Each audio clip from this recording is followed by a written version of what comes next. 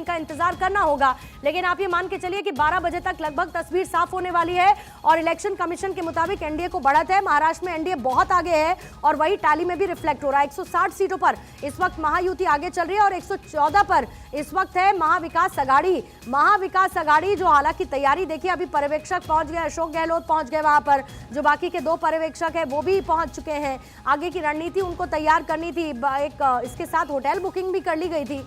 लेकिन इन तमाम कवायतों के बीच में अभी तक के नतीजे आने से पहले जो रुझान है वो ये बताते हैं कि एनडीए को बढ़त है और यही इलेक्शन कमीशन भी बता रहा है। एनडीए को बहुत ज्यादा बढ़त मिलती हुई महाराष्ट्र में इस वक्त नजर आ रही है।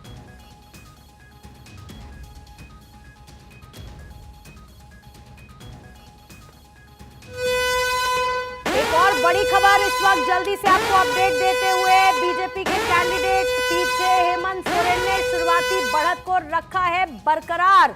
शुरुआती बढ़त को हेमंत सोरेन ने बरकरार रखते हुए बरहेट से बीजेपी कैंडिडेट को पीछे कर दिया है।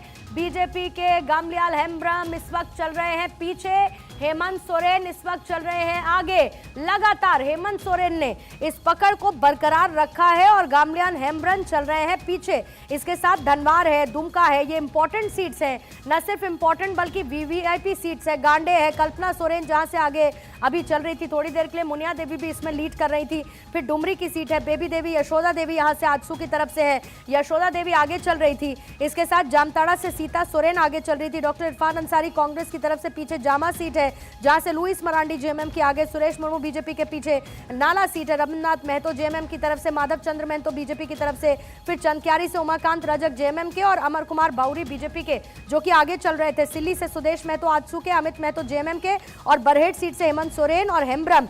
जाहिर है कि वो वीवीआईपी सीट्स हैं जिसमें लगातार आगे पीछे हो रहा है, लेकिन बरहेट सीट पर हेमंत सोरेन ने अपनी शुरुआती पकड़ को मजबूत रखा हुआ है और वहां से अभी लीड करते हुए वो नजर आ रहे हैं।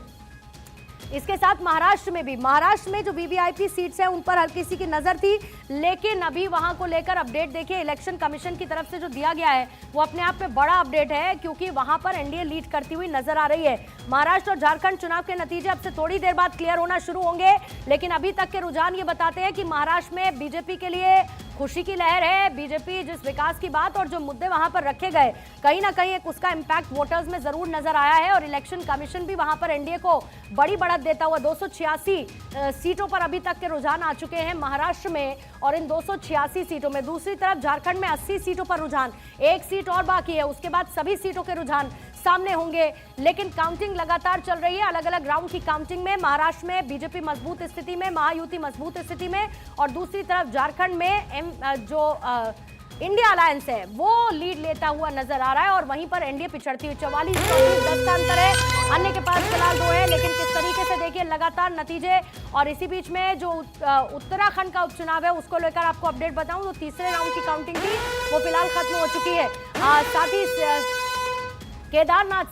केदारनाथ से इस वक्त की ब्रेकिंग क्या है, तीसरे राउंड की गिनती हो चुकी है खत्म। अभी जिसका मैंने जिक्र किया, बीजेपी 1590 वोटों से इस वक्त आगे और साथ ही वहां पर जो तीसरे राउंड की काउंटिंग थी वो हो चुकी है खत्म। तीसरे राउंड की काउंटिंग हो चुकी है खत्म। 1590 वोटों से बीजेपी कैंडिडेट इस वक्त आगे चलते हुए केदारनाथ सीट पर नजर आ रहे हैं और तीसरे राउंड की गिनती हो चुकी है वहां पर खत्म। इसी के साथ झारखंड और महाराष्ट्र में देखिए कैंडिडेट्स को लेकर अपडेट क्या है, आपको उसको लेकर भी क्लियर कर देती हूँ, लेकिन इसके साथ साथ आपको उपचुनावों पर भी नजर रखनी होगी। उपचुनाव अपने आप में बहुत महत्वपूर्ण और उपचुनावों में जहां पर उत्तर प्रदेश उपचुनावों का अपडेट क्या है फौरन उसको भी रखेंगे, क्योंकि अब से थोड़ी देर पहले 5-4 की स्थिति चल रही थी। 5 पर जहां बीजेपी लीड कर रही थी, 4 पर समाजवादी पार्टी लीड कर रही थी। अभी का क्या अपडेट है जल्दी से दिखाएंगे, उत्तर प्रदेश उपचुनाव की स्थिति क्या है।